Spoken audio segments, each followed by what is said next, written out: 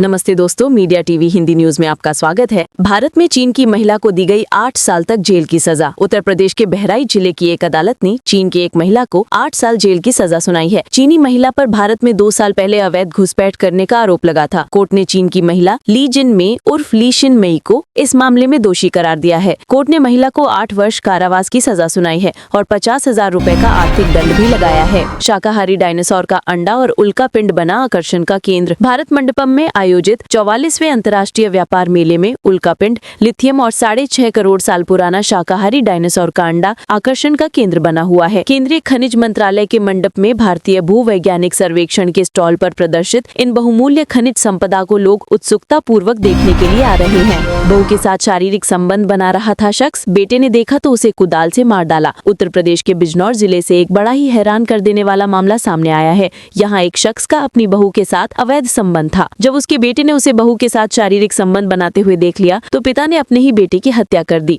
Police ने सोमवार को इस घटना के बारे में जानकारी दी है, जिसे सुनकर हर कोई हैरान है। बेटी की हत्या के मामले में आरोपी पिता को गिरफ्तार कर लिया गया है।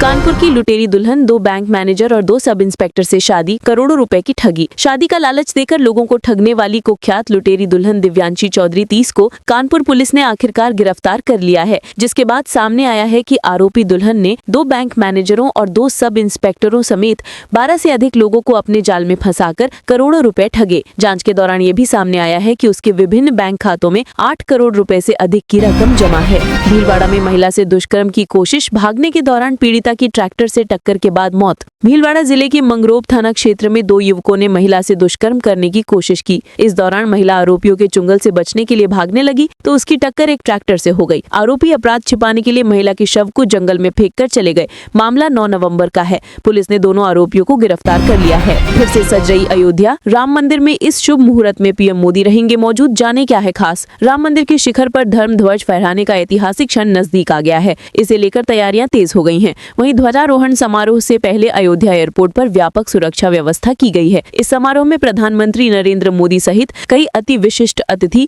यानी वीवीआईपी शामिल होंगे। ऐसे में एयरपोर्ट पर लगभग 80 चार्टर्ड विमानों के उतरने की संभावना है। राम मंदिर निर्माण समिति के चेयरमैन नृपेंद्र मिश्रा अयोध्या पहुंचे और उन्होंने व्यवस्थाओं का विस्तृत निरीक्षण किया। बता दें कि 25 नवंबर को पीएम मोदी भी यहां मौजूद रहेंगे। दिल्ली की सभी निचली अदालतों और कई स्कूलों को बम से उड़ाने की धमकी, सुरक्षा व्यवस्था बढ़ाई गई। राजधानी दिल्ली में मंगलवार को सुरक्षा के दृष्टिकोण से अफरा तफरी का माहौल है। हाल ही में दिल्ली के लाल किले के पास कार में ब्लास्ट से राजधानी दहल उठी थी। अब मंगलवार को दिल्ली की सभी निचली अदालतों और कई स्कूलों को बम की धमकी दी गई है। जानकारी के मुताबिक दिल्ली की पटियाला हाउस, साकेत और द्वारका कोर्ट को बम से उड़ाने की धमकी दी गई है। इसके अलावा सीआरपीएफ के 2 स्कूलों को भी बम से उड़ाने की धमकी दी गई है। अनधिकृत निर्माण को लेकर एमसीडी द्वारा सील प्रॉपर्टी पर भी मिलेगा बिजली कनेक्शन। दिल्ली में रहने वाले उन 1.25 लाख परिवारों के लिए राहत भरी खबर है। मुख्यमंत्री रेखा गुप्ता ने उन संपत्तियों के बिजली कनेक्शन पर प्रतिबंध हटा दिया है जिन पर दिल्ली नगर निगम एमसीडी ने विभिन्न उल्लंघनों के लेकर मामला दर्ज किया था। अधिकारियों ने ये जानकारी दी। पुतिन की भारत यात्रा के दौरान किन मुद्दों पर हो सकती है चर्चा, विदेश मंत्री जयशंकर ने दी जानकारी। रूसी राष्ट्रपति व्लादिमीर पुतिन 23वें अर्धवार्षिक भारत रूस शिखर सम्मेलन के लिए भारत आएंगे। उनकी यात्रा के कुछ सप्ताह पहले विदेश मंत्री एस जयशंकर और उनके रूसी समकक्ष सर्गेई लावरोव ने शिखर सम्मेलन के विवरण पर चर्चा की। इस दौरान रक्षा और गतिशीलता सहित कई समझौतों को अंतिम रूप दिया, जिन पर यात्रा के दौरान हस्ताक्षर किए जा सकते हैं। सऊदी अरब में बस और टैंकर की भीषण टक्कर, 42 भारतीय हज यात्रियों की मौत। सऊदी अरब में मक्का से मदीना जा रही एक यात्री बस सोमवार तड़के सुबह करीब 1:30 पर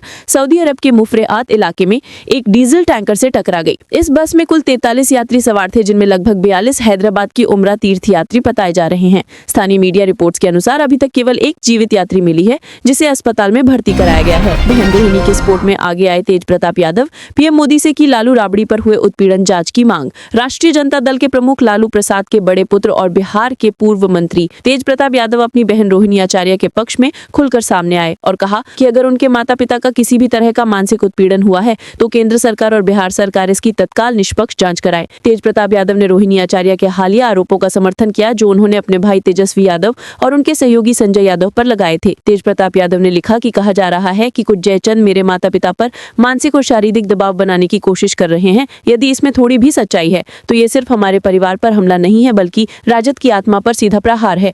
मैं प्रधानमंत्री अमित शाह और बिहार सरकार से विनम्र अनुरोध करता हूं कि इस मामले की निष्पक्ष, सख्त और त्वरित जांच की जाए। देश दुनिया की सच्ची और तेज खबरों के लिए जुड़े रहिए मीडिया टीवी हिंदी न्यूज के साथ। साथ जय हिंद जय भारत।